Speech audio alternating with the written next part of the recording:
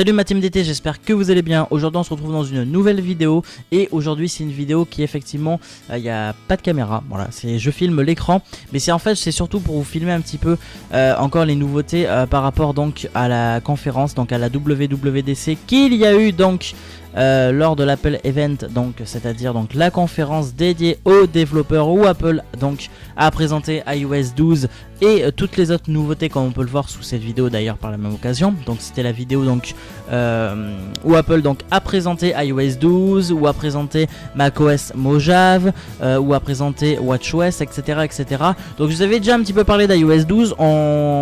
Pour faire vite fait le point sur iOS 12, on sait qu'il y aura donc de la réalité augmentée, il y en aura plus, genre avec une application de mesure. On sait donc qu'il y aura beaucoup plus de puissance, de fluidité et de performance grâce à ce logiciel iOS 12, et que si on télécharge iOS 12 sur un iPhone 5S, il sera beaucoup plus puissant. Donc ça, on sait tout ça. Donc on sait par rapport à iOS, donc que iOS est axé surtout donc et essentiellement donc sur de la puissance pour votre iPhone, tout simplement. Le plan donc comme a dit déjà Apple donc et comme iOS 12 donc est décrit, c'est qu'il va être bien plus puissant, et que ce soit donc sur un iPhone 5S ou un iPhone 7. Donc de ce côté là il n'y a absolument aucun problème, et c'est ça qui est cool.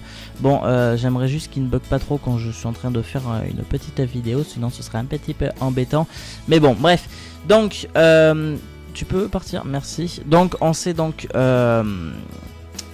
qu'il y aura donc plus de puissance. On sait donc que apparemment la caméra par exemple serait 70% plus rapide, que le clavier s'afficherait 50% plus rapide. Bref, qu'il y aurait énormément de rapidité et de puissance par rapport à tout ça. On sait donc qu'on pourra faire des FaceTime avec 32 personnes en même temps. On sait qu'on pourra créer des animojis, d'accord.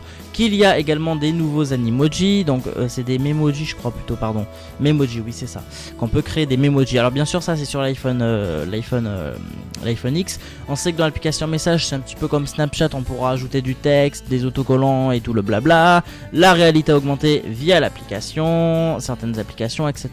Bref, voilà. On sait que donc on aura donc analytique en gros donc sur l'iPhone, voir l'état de sa batterie bien plus détaillé, mais en même temps la consommation, combien de temps on passe sur l'écran, combien de temps on passe sur une application, etc., etc., avec un contrôle parental. Bref, on sait tout ça. On sait que les notifications vont être groupées, donc ça pose aucun souci également. On sait qu'il y aura donc également donc le mode ne pas déranger, mais surtout le mode nuit donc maintenant, où on pourra carrément choisir à ce que l'iPhone nous n'affiche aucune notification la nuit, genre si on se réveille pour regarder l'heure, je sais pas. Bref, il y aura énormément de nouveautés. Je vous en avais déjà parlé donc dans les vidéos précédentes, dans les deux dernières vidéos. D'ailleurs, si vous n'avez pas déjà vu les dernières vidéos, n'hésitez pas à aller les voir, c'est les deux dernières hein, donc bon voilà.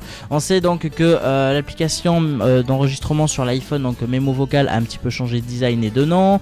Bref, on sait 2-3 trucs, c'est bien, mais on va s'intéresser aussi donc un petit peu plus maintenant à macOS Mojave. C'est quand même lui aussi qui est assez important. Oups, deux onglets.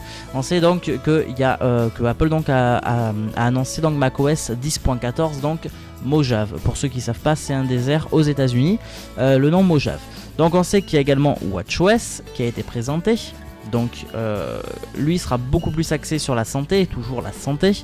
On sait qu'il y a la TV, tvOS, etc. On sait qu'il y a 2-3 petites nouveautés, ma foi assez intéressante. Bon, encore une fois, c'est pas non plus les grosses nouveautés, par exemple du côté d'iOS. Bon, ok, il y a beaucoup plus de rapidité, bref, tout ce que je vous ai dit, mais c'est pas non plus comme iOS 7. Rappelez-vous, le design avait entièrement changé sur iOS 7. Ça fait un petit moment que nous n'avons plus ça, mais effectivement, il avait entièrement changé, je me rappelle.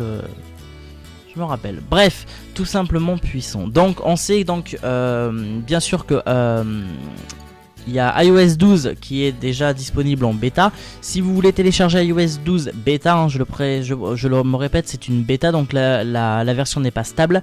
Vous pouvez le télécharger, vous allez voir mon avant-dernière vidéo où je vous propose de télécharger iOS. Bien évidemment c'est à vos risques et périls, car encore une fois c'est une version bêta, elle n'est pas du tout stable, elle risque de faire bugger votre iPhone et vous aurez des problèmes de batterie, etc., etc. C'est normal, c'est une bêta. Mais bon, si vous voulez quand même la télécharger, je vous propose donc de vous rendre dans ma dernière vidéo tout simplement.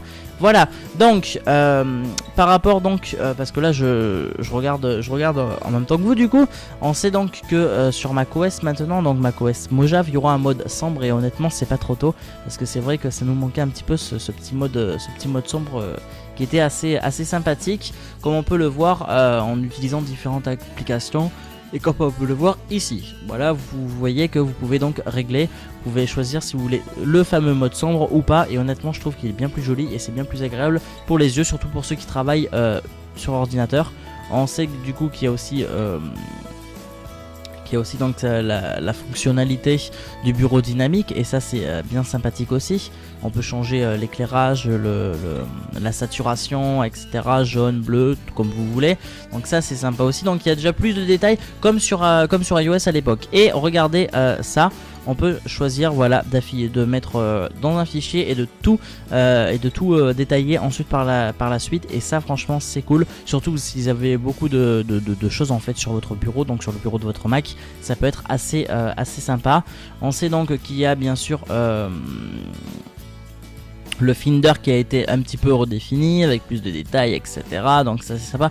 Je vais pas vous faire un truc des détails hyper détaillé, ça ne servira à rien. Au pire vous allez sur www.apple.com et vous allez voir, parce que sinon la vidéo va durer 20 minutes, c'est pas le plan, hein, on est d'accord. Donc c'est pour ça. Donc voilà, en fait macOS Mojave c'est pas non plus une énorme mise à jour, je suis désolé, c'est pas non plus excellent, mais bon il y a 2-3 petites améliorations qui sont bien sympathiques. Moi c'est surtout le mode nuit qui m'a beaucoup plu, mais bon après c'est pas non plus une grosse mise à jour quoi, hein, je suis désolé hein. Voilà quoi, on peut faire des captures d'écran, etc. Vous voyez, c'est des petites nouveautés, qui peuvent être sympathiques et pour certaines utiles ou non, mais c'est pas non plus une énorme mise à jour quoi, hein. On prenait directement sur votre Mac, donc on sait que là voilà, entre Mac, iPhone, etc.